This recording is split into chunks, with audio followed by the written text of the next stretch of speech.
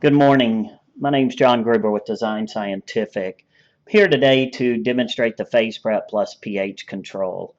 On our website, designscientific.com, we already have a video that talks about the Phaseprep, adding solutes and not adding solutes. But today we're going to do one for automating pH. So I'm just going to dive right in where this is our main screen of the software. So we're going to start like anyone would and calibrate our electrode. So we're going to hit calibrate pH. You can do, here's your calibration points. We can do up to 9. I'm just setting mine for 2 right now. We'll start with 0.1. Here it's asking us to immerse the pH meter, and I'm using buffer solutions. This particular one's a 4. I'm just going to go ahead and put that in to our electrode. I will show you that soon. And once we get a stable reading here,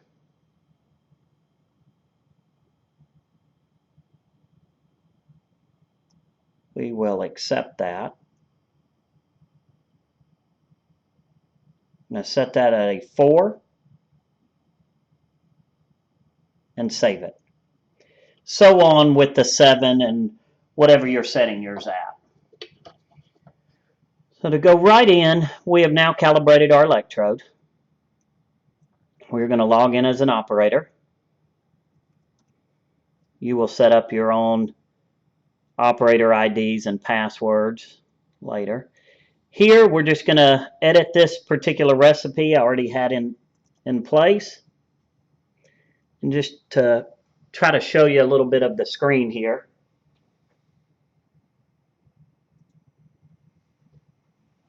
So here we're doing just a standard recipe. We're doing 50-50 H2O and acetonitrile. We've already put in our bottle weight. Our bottle volume's 1,000 mils. Here's where we would select whether we're doing pH or not. I would select. Here's where we would put in where we're going to pH. I'm just going to put in a 5. Enter. We're going to add a concentration, a solute. If we didn't want to add a solute, we would just hit no. To add a solute, yes. I'm putting in a concentration here of 0.01. Of course, you can change that. I'm just going to stay with it for this particular video. Nice thing with the Phaseprep and the software is you put in your concentration, then you can put in a maximum and a minimum weight. Here I've got a maximum of 8, minimum weight of 5. You do not have to be precise adding your solute. So as long as we're in the safe zone between these two numbers, we're going to add the exact amount of solvent based on that concentration. So here, as you can see, total weight, our total volume is going to be 800 mils. With this, we're doing grams to mils. Once this is complete, we would save. We're going to select it to run it. Prepare. Here's where you would customize your label. Once complete, you would hit data entry complete. We're now going to place our bottle on the balance pan, and I will adjust the camera so we can see this a little bit better.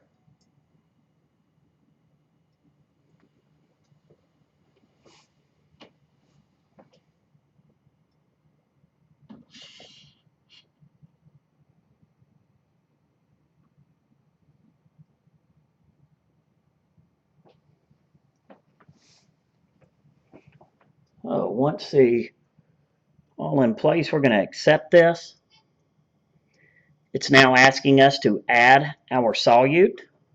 I'm just going to use a simple weight. So our weight is between the 8 and the 5. We're at a 5.62 grams, and we're going to go ahead and start this, and I will zoom out some to see this.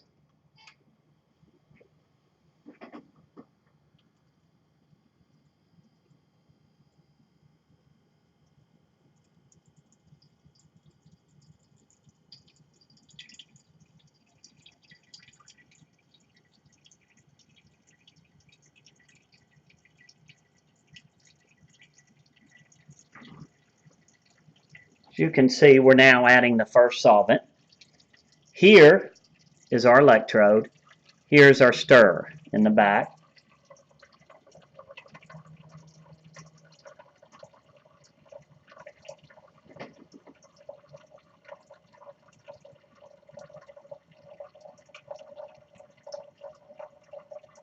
I'm giving you different angles here so you can see the first solvent, our H2O.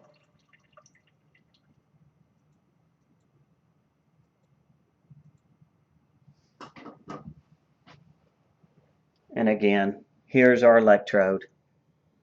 Here's our stirrer in the back here. The stirrer will come on once the solvents have completed. So once they're complete, the stirrer comes on and we start getting a stable pH reading. It will add increments of a acid or a base, whether we need to bring this up or down. Of course, we can see our pH reading here. Right now, of course, it's going up.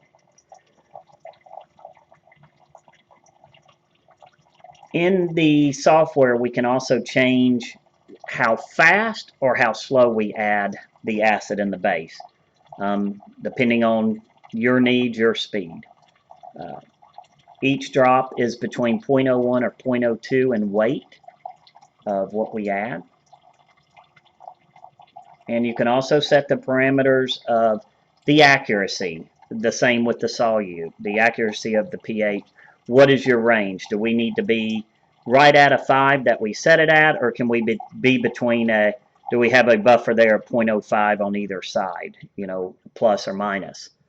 You can set those ranges here. I think I have about a 0.1 actually, where we can be anywhere from a 5 to a 5.1 or a 5 to a 4.9 in that range. Of course, I can narrow that.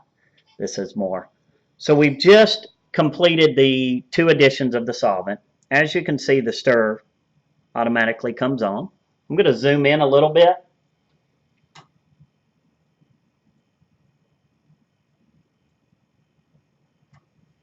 So hopefully with this screen, you can see our pH here. Again, you can see our stir, and over here is the electrode. Now here, I can adjust my stir speed.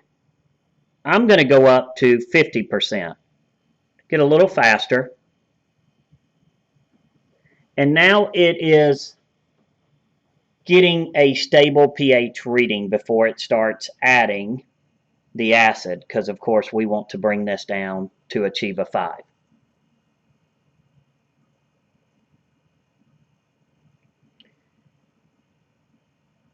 It generally, once the stirring starts, anywhere from about a minute to get a stable reading. That's another setting we can change. I have this set at 10 seconds. We can cut that down to 2 seconds. Basically, every 10 seconds, I want a stable pH reading. I want as accurate as we can be with the parameters that we set. So based on that and priming of the pumps, it may take, again, anywhere from a minute to a minute and a half for it to get a stable reading and start dropping our acid or the base.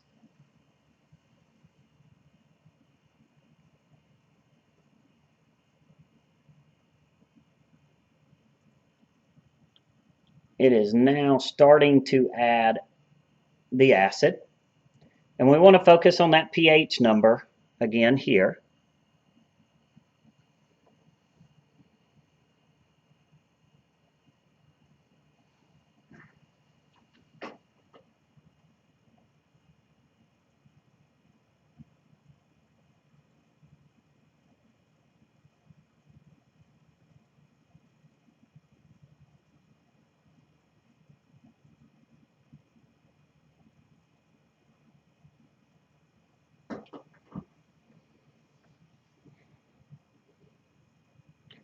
So the pH is going down. And it's already gotten a pretty good accuracy.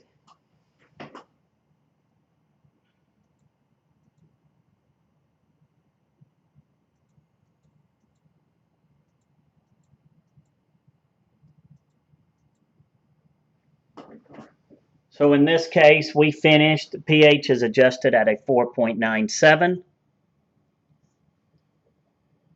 Gives us here, this also is a printout on a label, and it is stored in the software. That is you cannot go in and audit this. This gives us a dilution factor of what we asked for to what it actually did on that particular recipe. That's what that's for. So once complete, finish,